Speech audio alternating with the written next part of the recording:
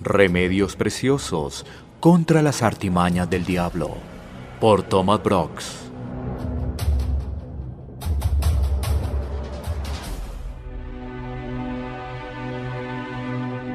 En este capítulo trataremos con otras dos tácticas utilizadas por el diablo para hacer que los creyentes caigan en el pecado.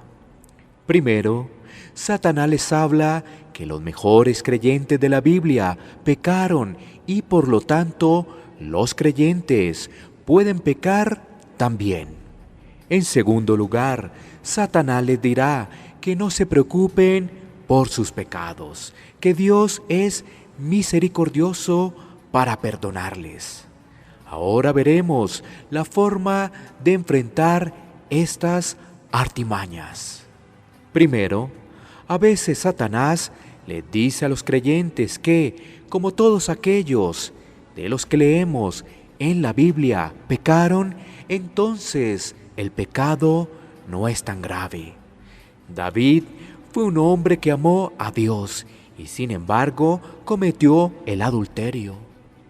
Satanás se apoya en este asunto para decirnos que el adulterio no es tan malo. Noé fue un hombre que halló gracia ante los ojos de Dios. Génesis 6:8. Sin embargo, en Génesis 9:21 leemos que este hombre se emborrachó. Satanás dirá entonces a los creyentes que tampoco la borrachera es un pecado tan grave delante de Dios. El Evangelio de San Mateo, capítulo 16, versículo 17, nos habla de que Pedro fue bendecido por el Señor. Pero en Mateo 26, 74, el mismo apóstol maldijo y negó a nuestro Señor Jesucristo. Con esta base, Satanás dice a los creyentes que tales pecados no son tan graves en ninguna manera. Tiene razón Satanás. David, Noé, Pedro y otros hijos de Dios pecaron gravemente contra Dios. ¿Significa esto que los creyentes no deben preocuparse por sus pecados? En primer lugar, Satanás solo está mencionando una parte de la historia. David pecó, pero también David se arrepintió. El Salmo 51 nos habla de cómo se sintió David y qué hizo después de haber caído en el pecado. Lávame más y más de mi maldad, límpiame de mi pecado. Salmo 51:2. Estas no son las palabras de alguien que no se preocupa por el pecado, sino de alguien que estaba arrepentido, que aborreció su pecado y pidió el perdón de Dios. De la misma manera, después que Pedro maldijo y negó al Señor, salió y lloró amargamente. Mateo 26, 75. ¿Por qué lloraba Pedro? Lloraba porque estaba consciente de su pecado y estaba arrepentido de lo que había hecho. Cuando uno piensa que puede pecar porque los creyentes bíblicos lo hicieron, uno debe preguntarse si puede arrepentirse como ellos lo hicieron. La verdad es que muchos pueden pecar en la forma que estos hombres lo hicieron, pero muy pocos pueden arrepentirse como ellos lo hicieron. Es decir, aunque los creyentes bíblicos cayeron en el pecado ocasionalmente, en realidad lo aborrecían. Del mismo modo, los creyentes deben aborrecer el pecado y desear alejarse de él. Segundo, nótese que estos creyentes no permanecieron en el pecado. Pecaron en ocasiones, pero no vivían en el pecado. Y aun cuando pecaron, no lo hicieron de todo corazón. Satanás desea que los creyentes pequen tan seguido a fin de que se acostumbren al pecado. quiere que se sientan a gusto pecando. Esto es muy diferente a la forma en que cayeron David y Pedro.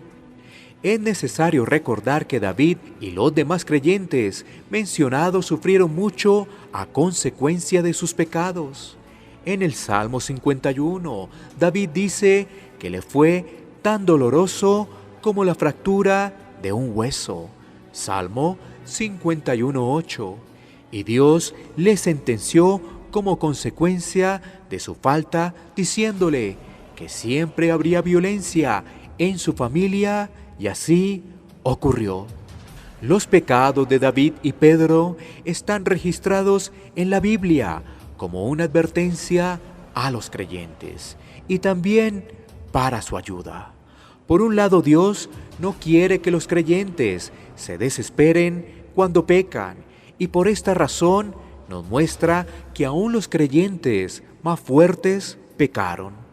Y por otro lado, Dios advierte a los creyentes a no descuidarse en su lucha contra el pecado. Debemos aprender de las caídas de otros, es decir, sus caídas pueden ayudarnos a nosotros a no caer. No hay ninguna seguridad en nuestros años como creyentes, ni tampoco en nuestra fidelidad del pasado. Hay gracia y perdón para los que han caído, pero también hay disciplina. Además de esta táctica, Satanás trata de lograr que los creyentes no se preocupen por el pecado, diciéndoles que Dios es misericordioso y que siempre les perdonará. El diablo les habla de que Dios es un Dios de pura misericordia y que está dispuesto a tenerles misericordia y que siempre estará más propenso a perdonar que a castigar a su pueblo. Veamos a continuación 5 remedios preciosos en contra de esta táctica. Primero, siempre es una señal de que Dios está en contra nuestra cuando no nos preocupamos por el pecado. Cuando vemos que alguien no está preocupándose por sus pecados, podemos estar seguros de que Dios está juzgando a esta persona. Es una cosa terrible cuando Dios entrega a uno a sus propios pecados. En una ocasión, Dios dijo con respecto a los israelitas: los dejé, por tanto, a la dureza de su corazón. Caminaron en sus propios consejos. Salmo 81:12. En otro momento, Efraín es dado a ídolos, déjalo. Oseas 4:17. Esto fue el juicio de Dios contra ellos. Cuando Dios abandona a un pueblo, entonces ya no se preocupan por sus pecados. Segundo, Dios es tanto misericordioso como justo. Su misericordia no anula su justicia. Satanás oculta esta verdad cuando dice que Dios siempre será solamente misericordioso. Cuando Adán pecó, Dios en su justicia le echó fuera del paraíso. Cuando el mundo antediluviano se corrompió, Dios en su justicia mandó el diluvio. A menos que los pecadores se arrepientan, Dios no les puede perdonar. Tercero, los pecados contra la misericordia de Dios acarrean mayor juicio. Cuando los hombres abusan de la misericordia de Dios, entonces viene su juicio. Este es el orden en que Dios actúa. Ofrece primero su misericordia. Pero si los hombres no le hacen caso, entonces son juzgados. Dios mostró gran misericordia y ternura hacia los israelitas. Sin embargo, ellos se alejaron de Dios y le olvidaron. Jesús les advirtió que no quedaría piedra sobre piedra de su templo, y así sucedió. Marcos 13:2. Jerusalén y el templo fueron destruidos. Los judíos fueron muertos y llevados cautivos. Los que abusaron de la misericordia de Dios y le dieron la espalda a sus advertencias fueron objetos de su justicia. Entre más que uno es bendecido, más severo será su juicio si se olvida de Dios. Capernaum, que fue levantada hacia el cielo, posteriormente fue puesta hasta la parte más baja del infierno. Mateo 11:23. Cuarto, los creyentes no deben pensar que debido a que disfrutan de algunas bendiciones de Dios, todo está bien.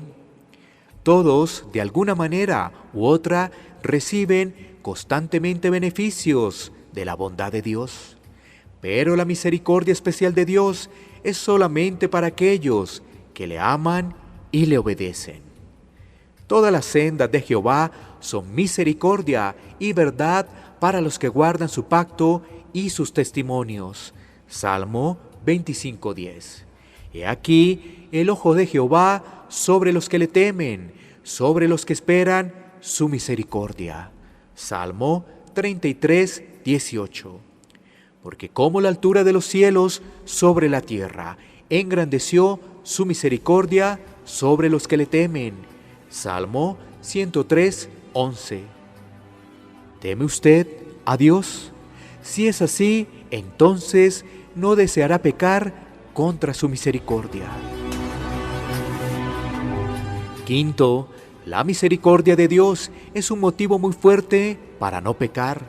La bondad de Dios nunca debe convertirse en un pretexto para pecar. La Biblia dice que debido a la misericordia de Dios, los creyentes deben entregarse completamente a Él, su cuerpo, su mente y todo lo que son, a fin de que sean usados en su servicio. Romanos 12:1. La misericordia de Dios debe conducir a los creyentes a amarle y no a pecar contra Él. Los que toman la misericordia de Dios como un pretexto para pecar están siguiendo una lógica satánica. Cuando esta lógica de pensamiento predomina en una persona, hay motivos para suponer que tal persona está en perdición. Cuando una persona dice que la misericordia de Dios significa que el pecado no importa, tal persona demuestra que no está valorando correctamente este atributo divino. Una comprensión correcta de la misericordia divina trae como resultado una atracción hacia Dios y un aborrecimiento del pecado.